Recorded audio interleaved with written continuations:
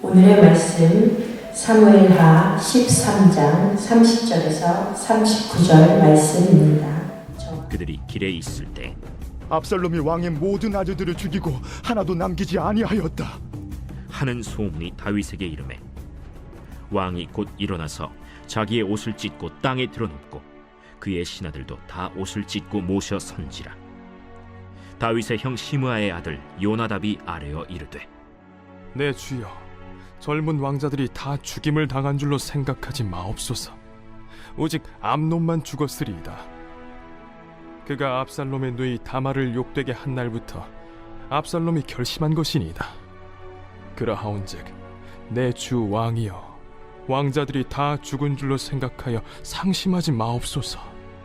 오직 암논만 죽었으리이다. 이에 압살롬은 도망하니라. 파수하는 청년이 눈을 들어보니 보아라, 뒷산 언덕길로 여러 사람이 오는도다. 요나답이 왕께 아뢰되 보소서, 왕자들이 오나이다. 당신의 종이 말한 대로 되었나이다.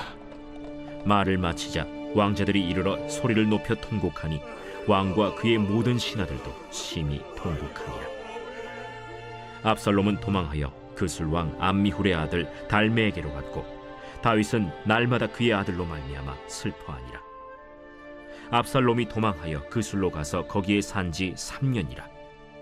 다윗 왕의 마음이 압살롬을 향하여 간절하니 암논은 이미 죽었으므로 왕이 위로를 받았음이더라.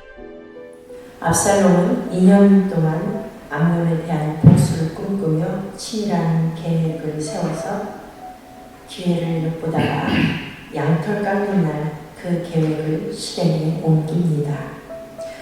양털 깎는 축제의 자리에서 암논이 술을 마시며 거나하게 취해 기분이 좋아졌을 때 압살롬의 부하들은 암논을 죽이고 맙니다. 암논이 살해를 당하자 순식간에 양털을 깎는 축제 자리가 갑자기 아수라장이 되고 이때 압살롬은 외할아버지 그술왕 달메의 집으로 도망을 가게 됩니다. 형 암논이 죽자 나머지 왕자들은 자신들도 혹시나 압살롬에 의해 죽게 되지 않을지도 모른다는 두려움에 쌓이게 되었습니다. 그래야 그들은 각자의 노새를 타고 달아나고 있었습니다. 이러한 소식이 다윗에게 들려오는데요.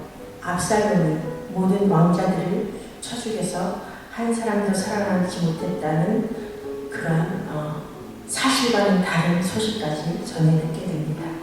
31절 왕이 곧 일어나서 자기의 옷을 찢고 땅에 드러눕고 그의 신하들도 다 옷을 찢고 모셔 선지라. 다윗에게 들려온 소식, 왕자들이 모두 다 죽었습니다 라는 그런 소식을 들었을 때 다윗은 청천벽력 같은 그 소식을 듣고는 그만 자리에서 일어나 옷을 찢고 땅에 눕고 맙니다. 큰아들을 잃고 그 아들을 그의 동생이 죽였다는 소식에 고통과 슬픔으로 비탄에 빠져서 하늘이 무너지는 것 같은 심정이었을 것입니다. 다윗은 확실히 확인이 되지 않은 사실임에도 불구하고 소문만 듣고도 충격으로 인해 정신줄을 놓게 됩니다.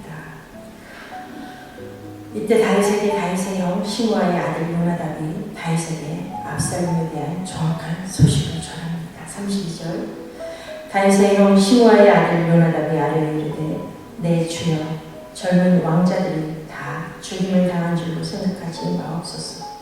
오직 암논만 죽었으리이다. 그가 압살롬의 누이 다말을 욕되게 한 날부터 압살롬이 결심한 것입니다. 33절 그러하온즉 내 주 왕이여, 왕자들이 다 죽은 줄로 생각하여 상심하지 마옵소서. 오직 암논만 죽었으리이다 하니라. 다윗이 자신의 아들들이 죽었다는 말을 듣고 너무나 상심하여 땅에 엎드러져 있을 때 요나답은 왕자들이 다 죽은 것이 아니라 오직 암논만 죽은 것이니 상심하지 말라고 위로합니다. 그러나 다윗에게는 그런 말도 들리지 않습니다. 이러한 일이 왜 벌어진 것일까요?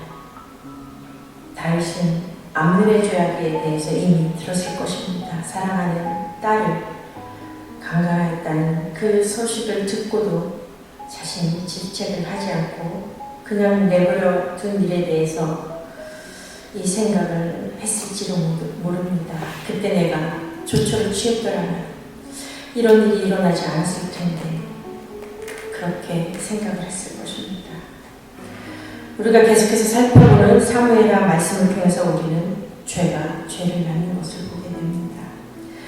앞으로 살펴볼 말씀에서 압살롬 또한 이 복수를 시작으로 아버지 다윗왕을 이어 왕이 되려는 야망을 이루려 하는 것을 보게 됩니다. 이런 죄가 죄를 낳는 단초제는 밧세바를 범하고 죄를 덮으려고 우리아를 살해한 다윗으로부터 시작되었습니다. 그러나 다윗은 자신이 나단 선지자를 통해서 자신의 죄를 깨달았을 때 하나님 앞에 나아갔습니다. 그리고 또한 자신의 큰아들 암논이 자신의 사랑하는 딸 다말을 강간하였다는 소식을 들었을 때 그는 그 죄를 또한 마찬가지로 강하게 지적하고 조치를 취하였습니다. 그러나 다윗은 자신의 죄가 있었기에 그 아들에 대한 죄에 대해서 아무런 조치를 취하지 않았습니다. 그리고 그 죄를 덮고 넘어감으로 말미암아 결국 압살롬에 의해 그 큰아들, 차기 왕이 되어야 될 암논이 살해되는 결과를 초래했습니다. 그런데도 여전히 다윗은 어떻습니까? 압살롬의 죄에 대해 아무런 조치를 취하지 않습니다. 끔찍한 살인이 벌어졌는데도 불구하고 왜 형을 죽였느냐고 그 죄에 대해서 묻지도 않고 하나님 앞에서 어찌 네가 이런 일을 저지르냐고 책망하지도 않았습니다. 오히려 다윗은 여전히 우유부단한 모습을 보게 됩니다. 39절 다윗 왕의 마음이 압살롬을 향하여 간절하니 암논은 이미 죽었으므로 왕의 위로를 받았음이더라. 다윗이 아들의 죄를 지적하지 않고 덮어두었을 때 너무나 허망하고 너무나 끔찍한 일을 초래하게 된 것을 보면 우리는 과연 우리의 삶 속에서 우리의 자녀들이 죄를 지었을 때 어떻게 조치를 취하는지 돌아보아야 합니다. 혹시나 자녀들이 죄를 지었을 때 또 하나님의 자녀로서 하나님의 백성으로서 마땅히 말씀을 붙들고 순종하며 살아가야 함에도 불구하고 그냥 덮어두고 넘어가고 있지는 않은지 하나님의 품을 떠난 자녀는 죄의 올무에서 벗어날 수 없습니다. 따라서 죄에서 돌이킬 수 있는 방법은 있는 모습 그대로 하나님 앞에 나아가는 것입니다. 우리 죄의 문제의 해결은 오직 죄가 없으신 우리 구주 십자가를 우리를 위해 십자가를 지신 예수 그리스도 외에는 아무것도 없습니다. 따라서 죄가 깨달아질 때 우리는 말씀을 더 가까이 하고 말씀에 엎드려야 합니다. 하나님 안에 있지 않으면 하나님 뜻 가운데 있지 않으면 우리는 아무것도 할 수 없게 됩니다. 예수님 우리에게 말씀하십니다. 너희가 나를 떠나서는 아무것도 할 수 없느니라. 하나님을 떠나면 죄를 유도할 수밖에 없는 인생을 우리는 말씀을 통해서 기억해야 합니다. 그래야 죄가 깨달으시고 하나님 앞에 나아감으로 말미암아 우리는 말씀을 부여잡고 말씀 안에 거하며 나 자신을 말씀에 복종시켜 순종하며 주님을 닮아가기 위해 몸부림치는 영적 싸움을 싸워야 합니다. 그리하여 하나님의 거룩한 자녀로 빚어져 가야 합니다. 오늘 하루 하나님 안에서 하나님 말씀을 붙잡고 나의 연약함을 주님 앞에 구하며 주님의 은혜의 보좌 앞에 나아가는 그리하여 오직 말씀대로 살아가는 하나님의 자녀가 되기를 간절히